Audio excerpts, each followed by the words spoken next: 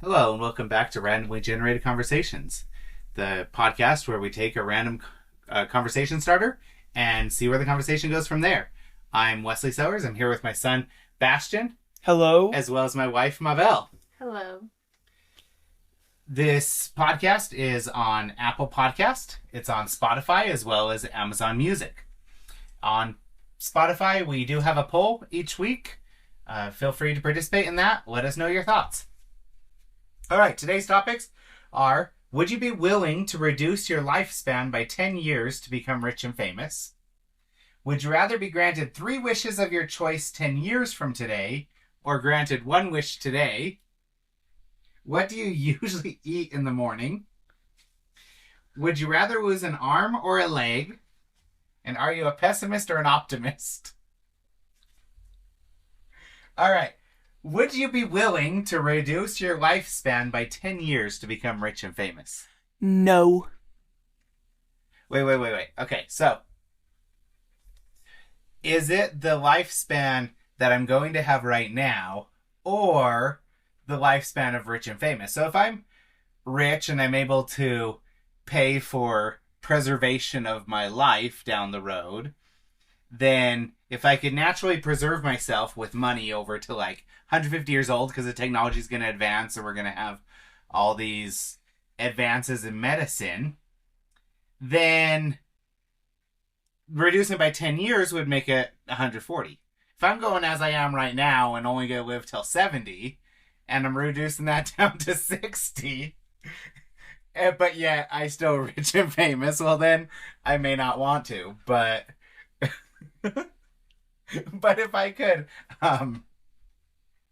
but if I'm reducing the extended lifespan from my unlimited wealth, not saying all wealthy people are healthy, but let's say that so many years down the road we make advances to where we can, freeze parts of our bodies or our organs to last for longer or whatever, then I definitely would do that.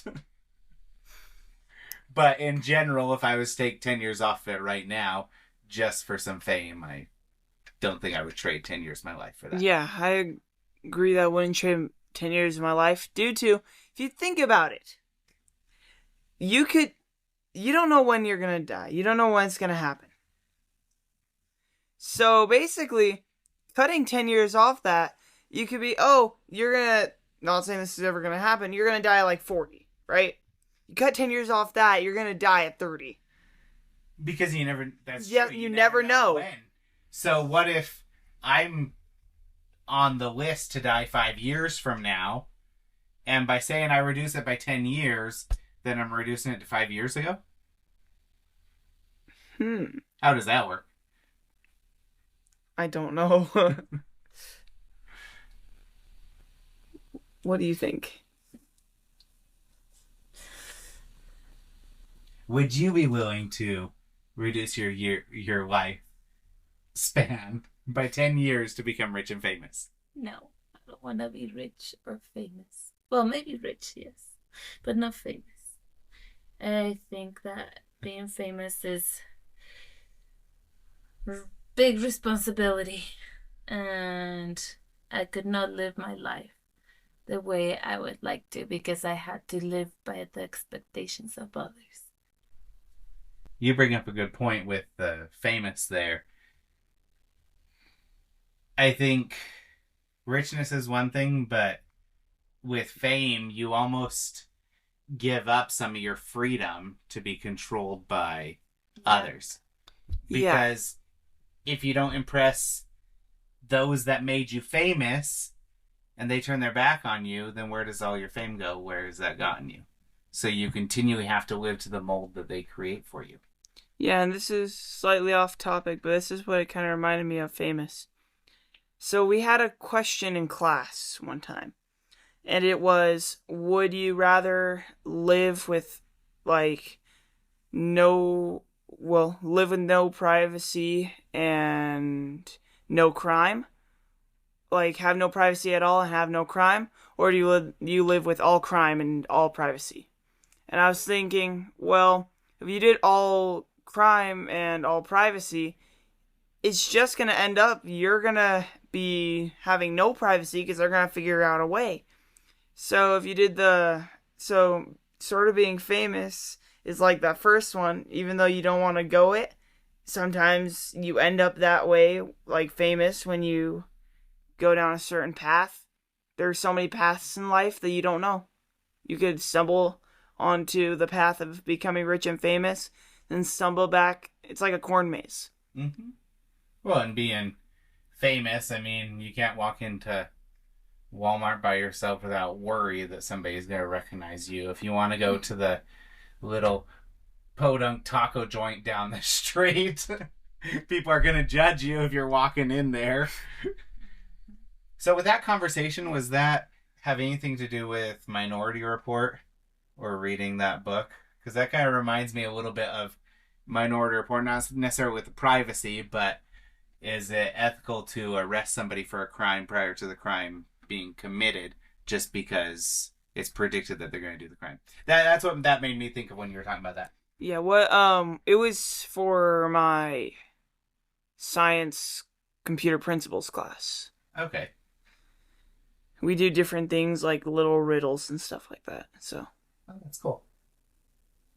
Okay, moving away from rich and famous. I've moved far away from there. So, would you rather be granted 3 wishes of your choice 10 years from today, or be granted 1 wish today? So can my wish 10 years from today be to extend my life 10 more years? And then I accept the rich and famous and reduce the time span from 10 years? I mean... Yeah, that works. That works. I'd do 3 wishes in 10 years. Even though it'd take me forever and I'm like, yes, it's this day, it's this day. I'd mark it down.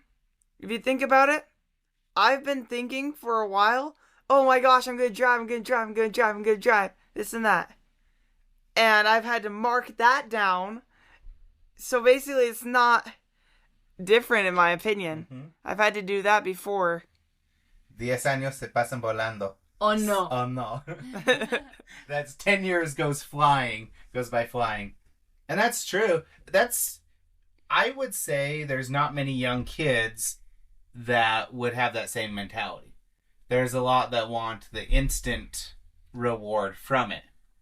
But that's kind of a future planning. Hey, wait for that. That's like investing, right? You could have your $1,000 today, or you can invest it so that you can have 2,000, 3,000 later down the road with it being invested. So like 10 years down the road. Investment mentality, but with wishes. I would have them in 10 years. Because I want to know what it's coming. Then wanted it right now. Because if I make a wish right now, I wouldn't know what to do with it. Because I wouldn't have the time to do something important with my wish. Mm-hmm. The best part of waiting the 10 years is that I'd be like old enough and say, hey, I wish for like true love, or I wish to have at least a little bit of money. You cannot make anybody fall in love with you. No. You cannot kill anybody. No, not make anybody fall in love with me. I just like true love for me. Not like that the person is like, oh my gosh, I am in love with you now. No, like, I don't know how to explain it. Even if I like... But let me reread the question. So, would you rather be granted 3 wishes of your choice 10 years from today? Does that mean you get to make those 3 wishes 10 years from today, or does it mean you make the wishes now to be granted in 10 years? I want it now. I think now to be granted in 10 years.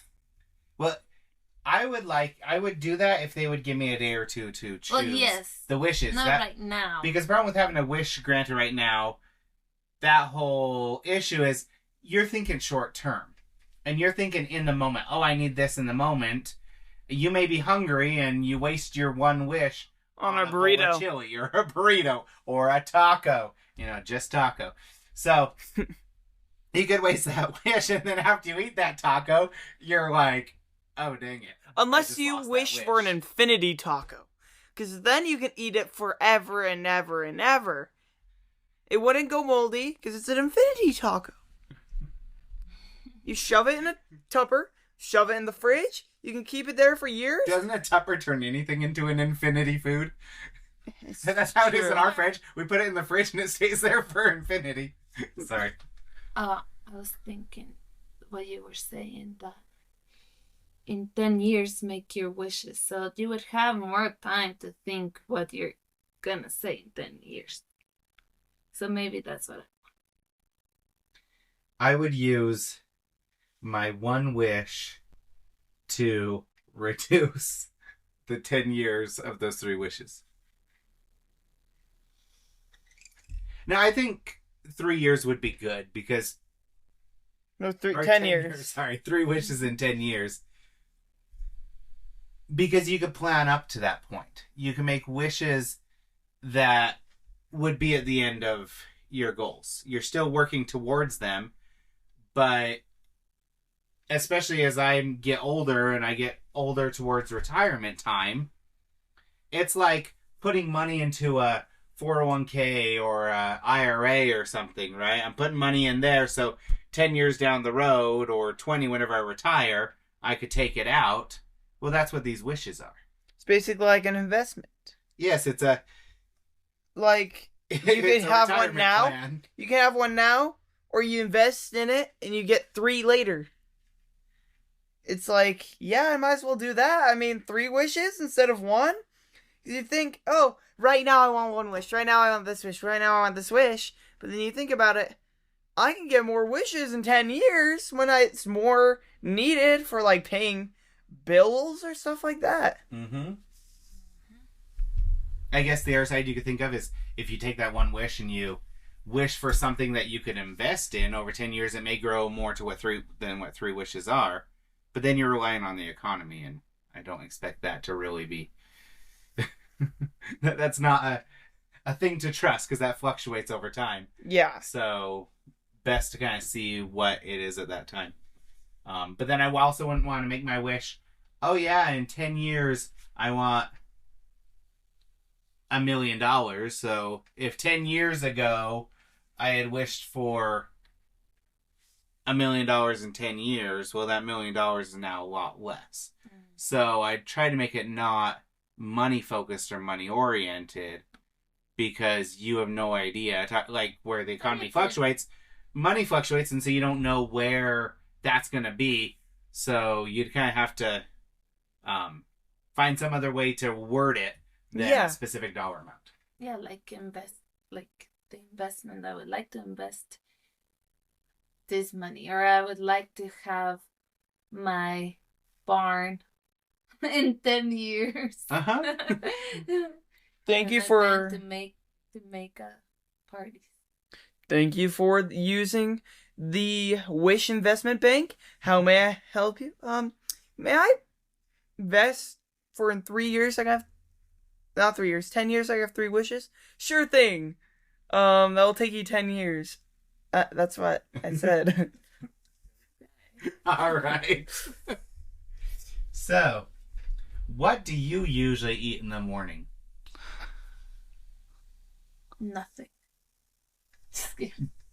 I don't really know. It fluctuates. Lots of eggs. We eat a lot of eggs around here. Cottage cheese. Eating yogurt. Mm-hmm. Cottage cheese. That's disgusting. Cottage cheese is delicious. You can put cottage cheese in just about anything. Yeah, you should, but you can. You can ask anyone, and certain people will say it's disgusting. Certain people will say it's good. It's like Dutch black licorice. I like that. I like it so much. Maybe because I am, but not licorice. Part Dutch. I am part. I am part Dutch, and I'm not gonna lie. I really like the solid black licorice, like the Dutch solid black licorice. But you might ask one of my friends, and they're like, "Oh my gosh, this is disgusting." You might ask your mother, and she'll say, "Oh my gosh, this is disgusting." Yeah, I'm getting into the regular black licorice, but not salted yet. Like you said, it fluctuates each day.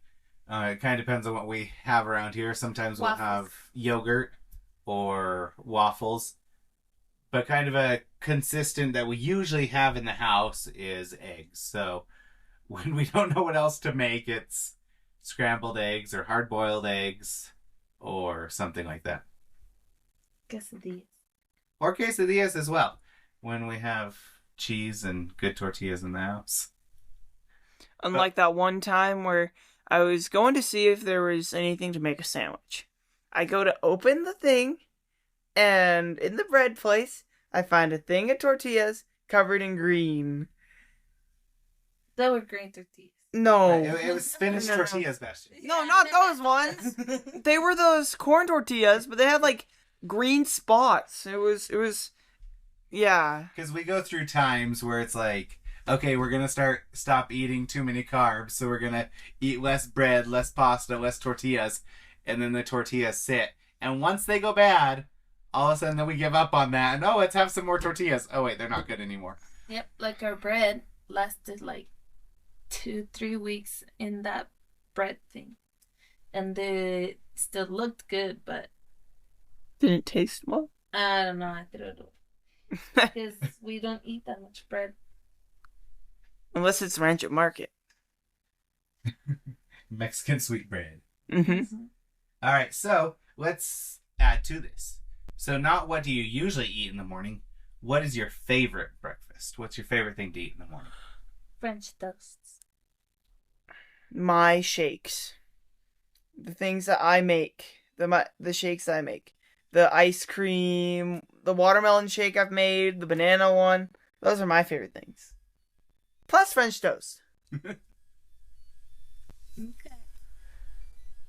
I usually like your classic, I don't know, they call it like a country breakfast or whatever, with hash browns and eggs and bacon and sausage. And one thing that was really delicious that was when we made the breakfast sandwiches. We used French toast as the bread for the sandwich. We had an egg on there, some bacon, Powdered sugar, some powdered sugar syrup. on the top. That was delicious. That was delicious. With like a sausage patty also in the middle. Yep. With some cheese. Mm-hmm. That kind of encompasses all of ours, except for the shake. We need to now, next time, have a shake alongside that. Not any shake. Bastion shake that he always makes. Special. All right. Why am I the one being made fun of? Would you rather lose an arm or a leg? Leg. Okay. Reason why is so in the future I want to do prosthetics. Okay. And I would need both my arms for that. And if I lost a leg, I can go in a wheelchair for a little while till I start making prosthetics. And I'm not gonna lie, it may actually look good on my business thing. I made my own prosthetic. So I guess I gotta get my builder. I guess I better go and chop off my leg in a couple years. I'm just kidding. No.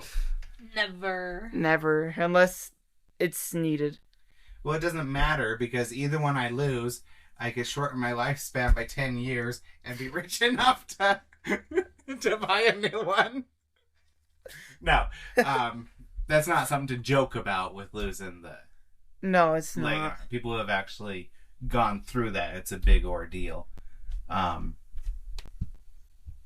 Personally, I would probably have to go with... Oh, wait, that's hard.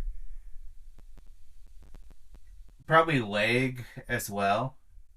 I do too much with my hands with typing and talking. Yes, I talk with my hands. Anybody that knows me knows that I'm very... Like you were doing right now? very physically verbal when it comes to my hands. But I do so much with that. It'd be hard not to be able to, not to get around the same way that I used to be able to. Or dance. That's true. But there's people that dance with that. there are people. That is 100% true. And there's people that do all these things without arms too.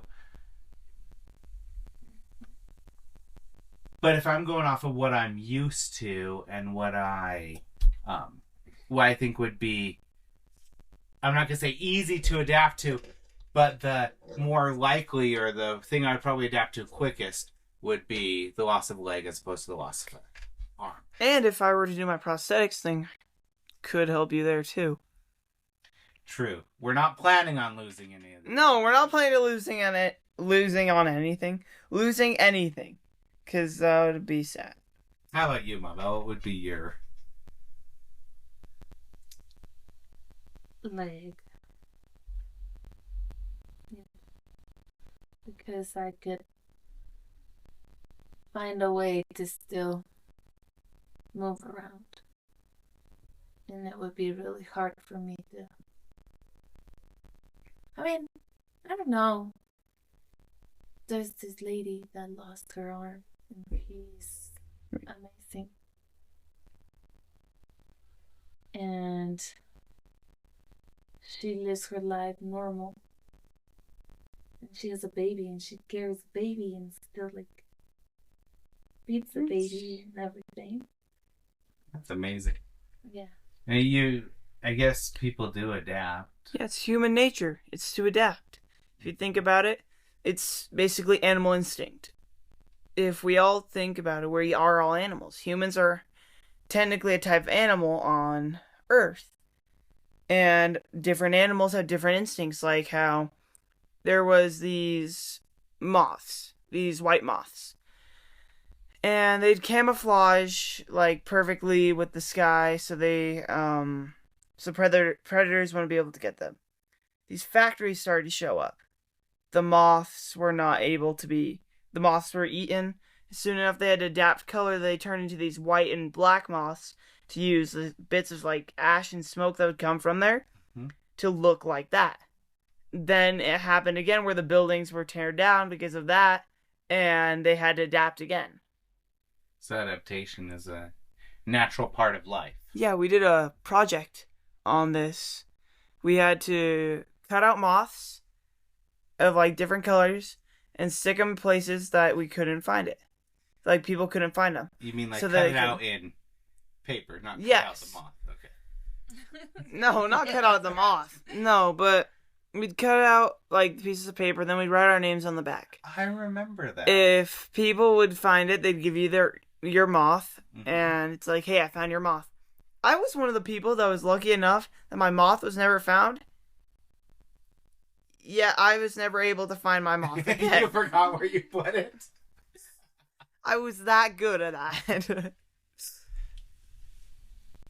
Yeah, going back to the arms and legs, yeah, I know I could adapt, but I love to cook, right? And yes, a lot of people who adapt can cook with one arm, but I'm so used to using both in the cooking that, again, that's another thing that I think would be... I could adapt to it, but I think it'd be harder for me to adapt than some of the others. Alright, so, are you a pessimist or an optimist? I'll answer this one. I used to tell people that I was pessimistically optimist. I was a pessimistical optimist. By looking at all the bad and the possible bad outcomes, I was more happy when the good outcome happened. So therefore, I created the optimism there because I was expecting the pessimistic outcome to happen. I would say both also, sort of, because anxiety-ish, I think of all the bad things that could happen. I could think of, like, a bunch of things. It could be, like, most absurd thing in the world, like, let's say somebody was going on a walk, and it's like, oh my gosh, are they gonna get bit by a shark? It's not gonna happen, but that's what my brain thinks. Are they gonna get hit by this? This is gonna happen to them. Is this gonna happen? Is this gonna happen? I think of all these bad things. I never think of the good that's gonna happen until, like, different time. this is switching. Different times I'll think of like the good. Like, oh wait, this may be good for this. There may be more benefits like this way. And then my brain snaps and it's just like, oh wait, no, this. So it's both. Some more pessimistic. But answer me realistically. Is this the reason you want to go into prosthetics? To replace anybody's leg that gets bit off by a shark when they're out for a walk?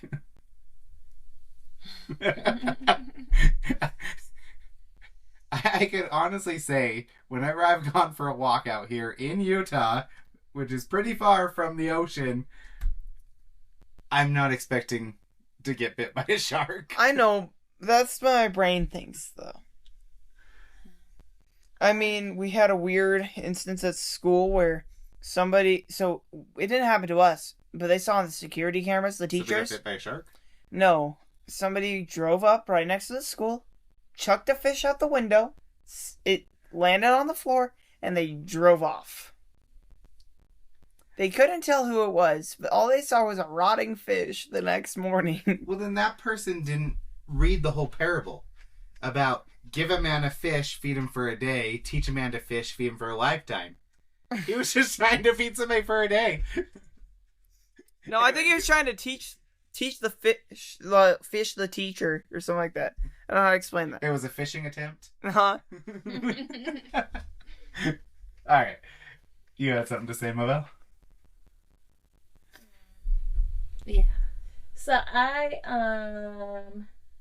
one of those, well, I'm working at doing the opposite, but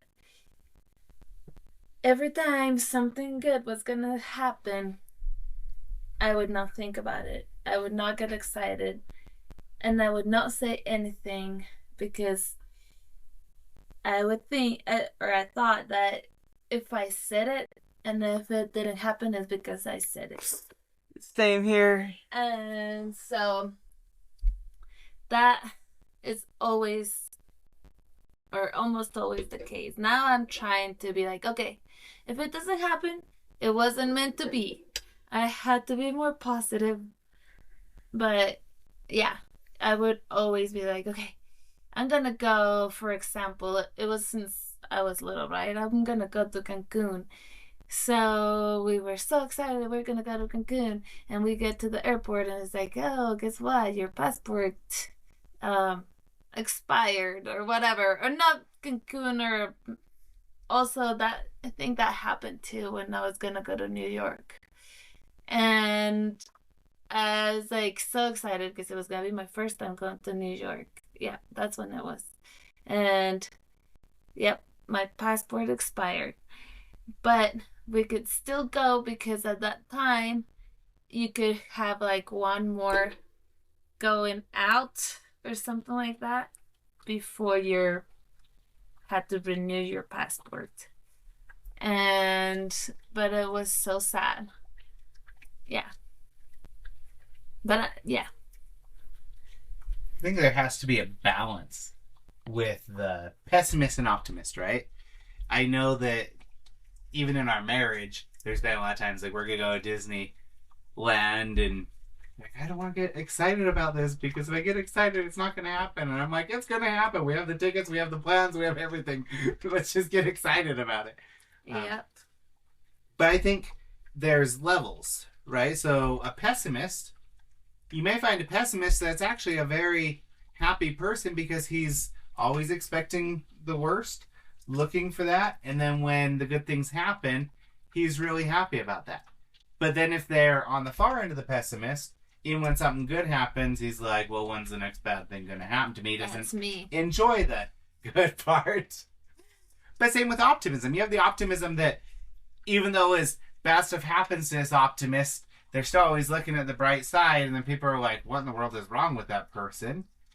But then you have the optimists that tend to borderline struggle with things because they're expecting all these good things to happen. Oh yeah, I know this could happen, and things don't happen. It's like, wait a minute, but I knew that was going to happen. So I think everybody has some form of pessimism and optimism about them. Being too far one side or the other side, I think, is a problem. But that's why you always said I find optimism and pessimism, or pessimistical optimist, because as I see the outcome, I know there's good and bad, but as I'm like, okay, I'm not going to expect the worst, but I'll expect somewhere in the middle ground instead of the highest. When something comes out that it's higher than expected, I'm happy about it. Yeah. But if it doesn't come out the top, then I'm not as upset.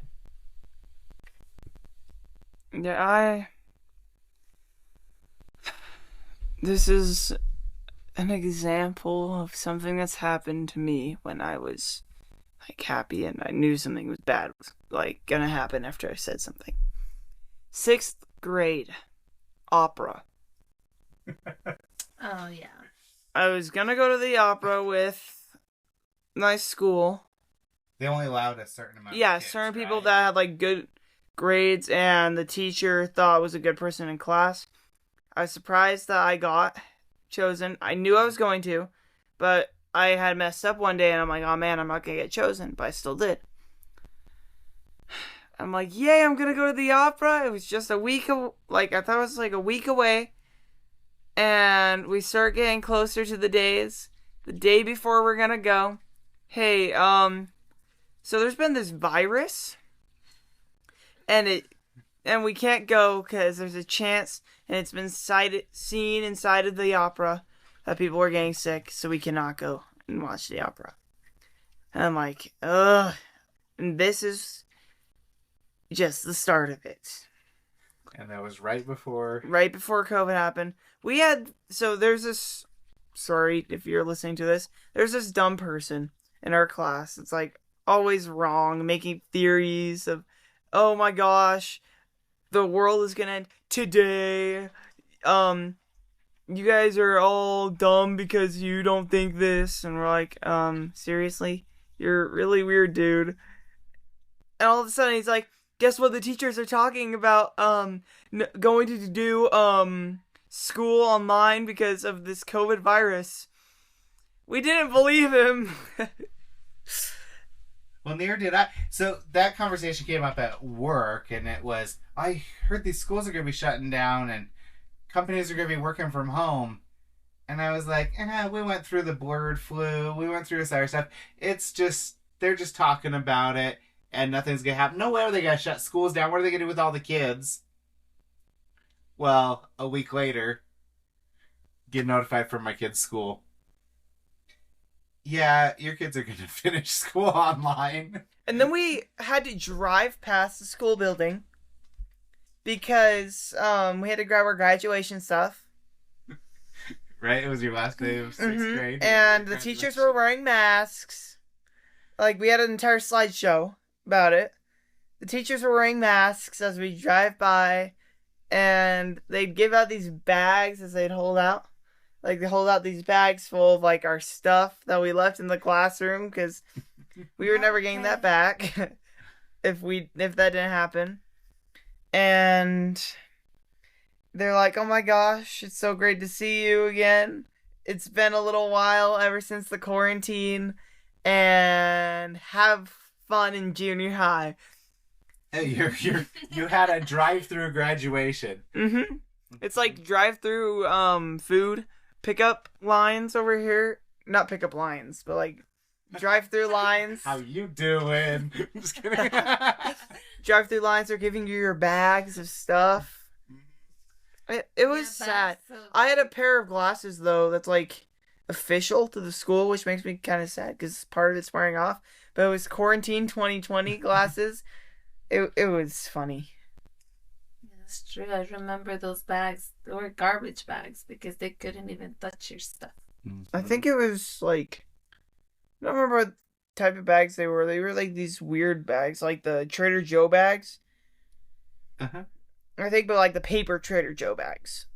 That's what. Well, that was also the year that you finally got a speaking part in a play in elementary school. Ah! I finally have, even though it was like one line, I There finally was got 3. a speaking part. I'm jungle creature number 3. 4. Or number 4. And that play didn't happen. And it was the only year that me and my brother would have been able to go Do a play together. In the same, like, grade. Not same grade, but, like, same Play. school. Yeah, none of you guys have had a chance to do plays in the same school. Nope. The timing just works against it. It's sad. But, yeah. All right, so optimism and pessimism. So that's an example of you were on the optimistic side. You were cloud 9 about your play. You were cloud 9 about your Opera. And you just got slapped in the face with a fish that the guy threw out the window. And basically, that optimism betrayed you. Mm-hmm. So if you take anything away from this, don't be an optimist. It will betray you. That's pessimistic. Anyway. Optimistical pessimism. Wait. Oh my gosh. I have a slight thing. I think I know who bring the fish. It was White Tesla Man. There's this entire story. We'll save that for later. Speeding through There was this through carpool. That's Yeah. Well, we'll just leave that story for another time. All right. We appreciate you joining us today. We appreciate Mabel joining us. Thank you today. for joining us. Thank you.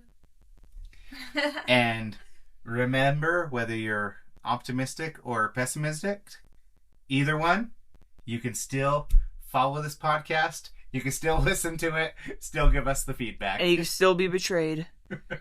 And we'll talk to you next time. Bye.